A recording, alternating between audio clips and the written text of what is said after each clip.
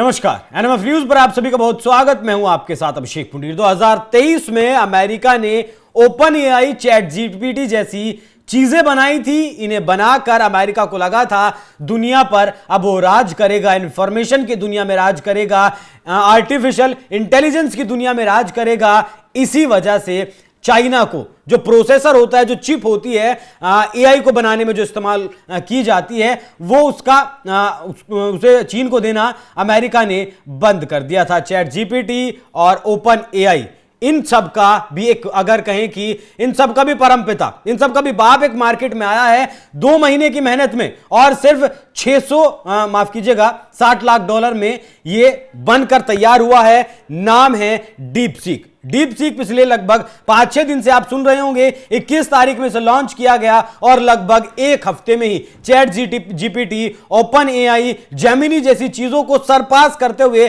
पहले नंबर पर चला गया। वो 1 मिलियन से ज्यादा डाउनलोड्स हो गए और अमेरिका की जो टॉप मोस्ट कंपनियां थी, अमेरिका की जो बड़ी बड़ी कंपनियां थी, अमेरिका की जो कंपनी थी जिस मतलब भारत का अगर जीडीपी एक लिहाज से आपको एग्जांपल दूं कि $3.5 ट्रिलियन के आसपास का भारत का जीडीपी है और उस कंपनी का, एनवीडिया का नाम आपने सुना होगा, उसका मार्केट कैपिटल ही $3.5 ट्रिलियन से ज्यादा है। इन कंपनियों के शेयर लगभग 20% तक टूट गए हैं। अरबों डॉलर का इन्हें नुकसान हुआ है। सिर्फ एक डीप सीक के आने से 2 महीने की मेहनत लगी है। इस डीप सीक को बनाने में कट कॉपी पेस्ट का मास्टर माना जाता है चीन को। चीन ने देखा अमेरिका ने बना लिया ओपन एआई, चैट जीपीटी, उसने बस देखा, इसे रिवर्स इंजीनियरिंग कहते हैं।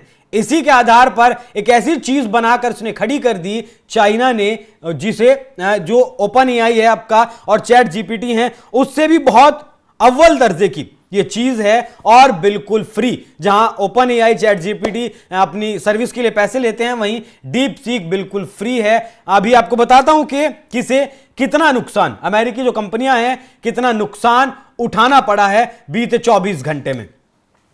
500 सबसे अमेरिका को $108 अरब का नुकसान, एनवीडिया को $20 अरब से ज्यादा का नुकसान हुआ है, ओरेकल को $22.6 अरब से ज्यादा का नुकसान हुआ है, डेल को $13 अरब का नुकसान हुआ है, बाइनेंस को $12 अरब का नुकसान हुआ है। वहीं अमेजन और मेटा को फायदा हुआ है। मेटा को $4.3 अरब का फायदा है और जेफ बेजोस को $63.2 अरब का फायदा हुआ है।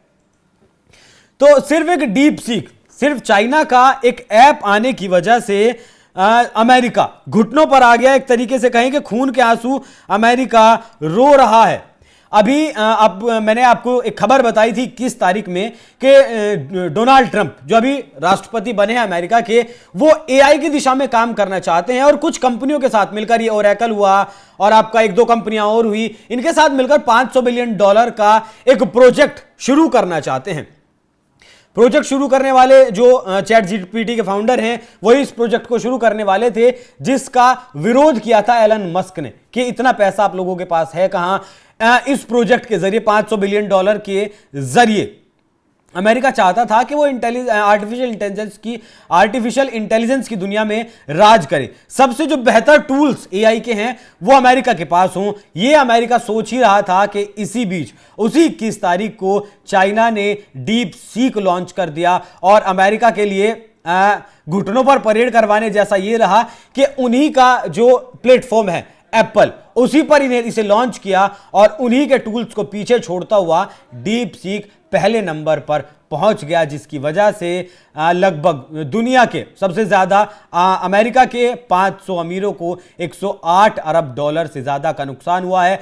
कल तक लगभग $1 ट्रिलियन का नुकसान इन्हें हो चुका था और आज और भी ज्यादा नुकसान हुआ है। तो लगभग अगर मोटा मोटी अंदाजा लगाएं तो लगभग $1.5 ट्रिलियन के आसपास का इन्हें नुकसान हो चुका है। भारत की जितनी अर्थव्यवस्था है उसका आधे से कुछ कम, सिर्फ एक एप्लीकेशन की वजह से। तो भला ही कहें कि चाइना क्या कुछ कर रहा है, क्या कुछ नहीं कर रहा है, लेकिन फिलहाल 2 क्षेत्रों में, रक्षा के क्षेत्र में और आर्टिफिशियल इंटेलिजेंस के क्षेत्र में अमेरिका से ऊपर चला गया चाइना।